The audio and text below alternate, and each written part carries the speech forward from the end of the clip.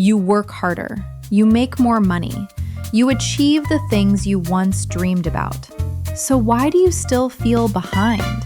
Why does success sometimes feel like it is always one step away? Maybe the problem is not your income. Maybe the problem is the way your brain has learned to think about money. Think about the last time your income increased. Maybe you got a promotion. Maybe you changed jobs. Maybe your business started growing. And for a moment, you felt like everything was finally moving in the right direction. That extra money did something important. It gave you a sense of security. You could breathe a little easier. You could handle unexpected expenses. You could finally say, maybe I'm going to be okay. Then your life started improving. Maybe you upgraded your phone. Maybe you moved into a better place. Maybe you allowed yourself things you had wanted for years. And honestly, it felt good. Because those things represented progress. They were proof that your hard work was paying off. But then something strange happened. The things that once made you excited slowly became normal. The phone you couldn't wait to buy became just your phone. The apartment you dreamed about became just your apartment.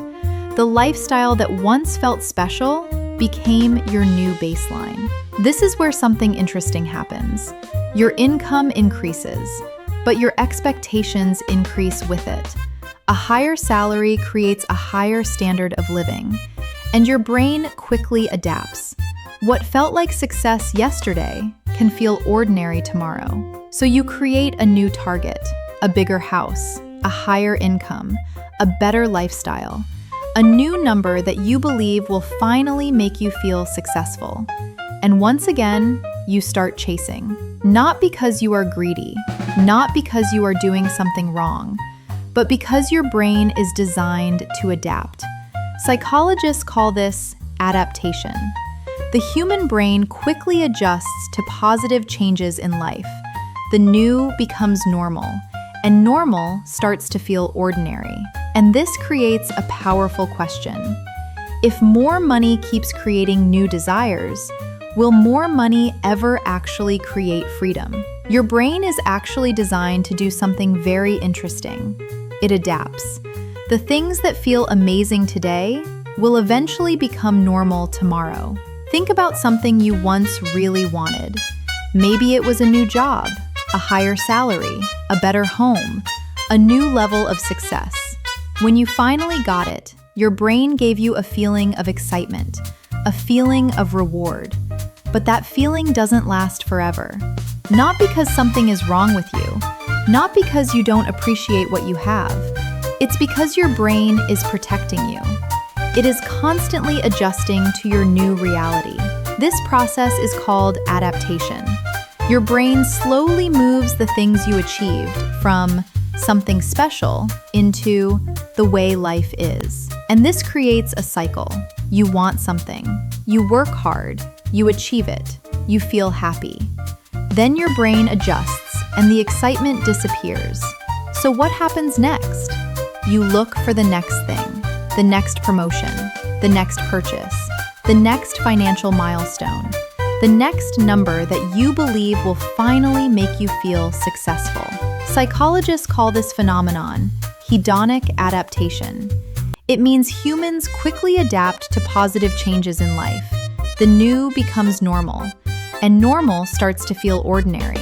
This is one of the reasons many people continue earning more, but still feel like they are falling behind.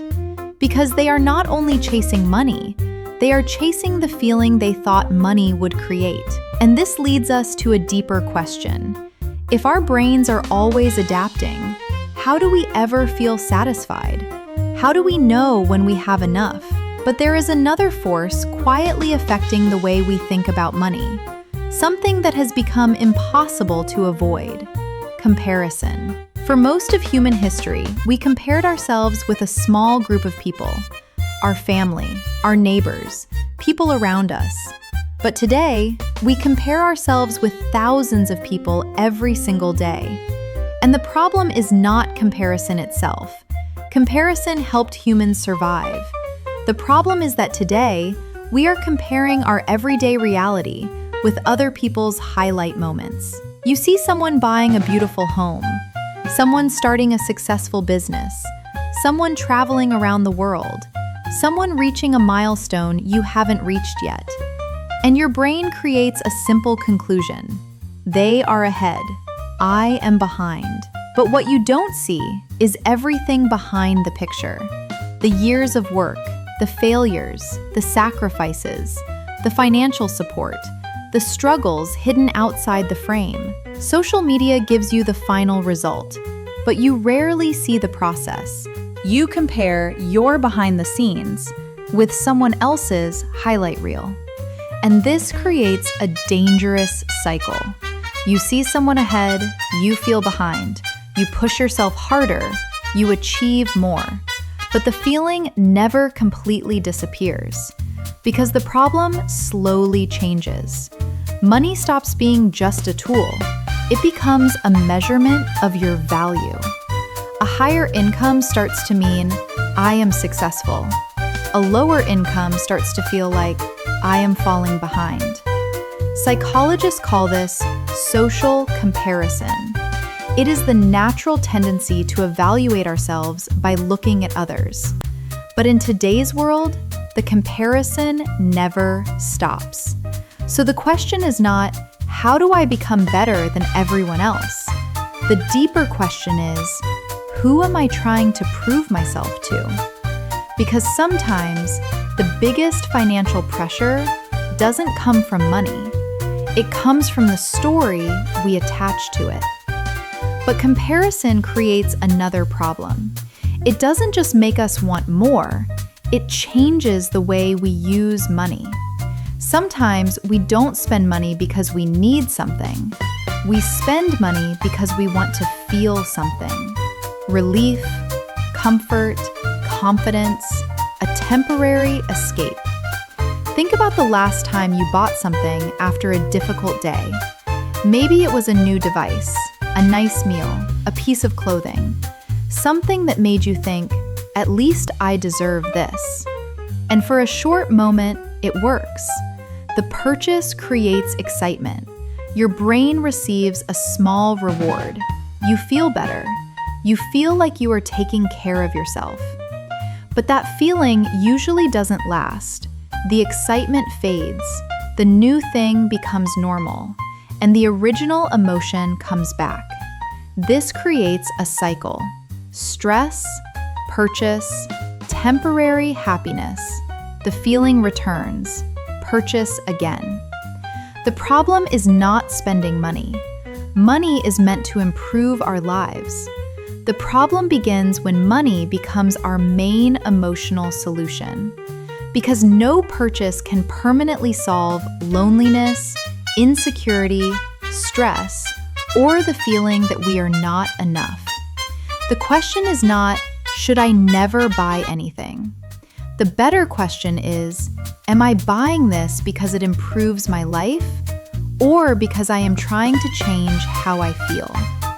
When we understand the emotions behind our money decisions, we can finally start changing the relationship we have with money.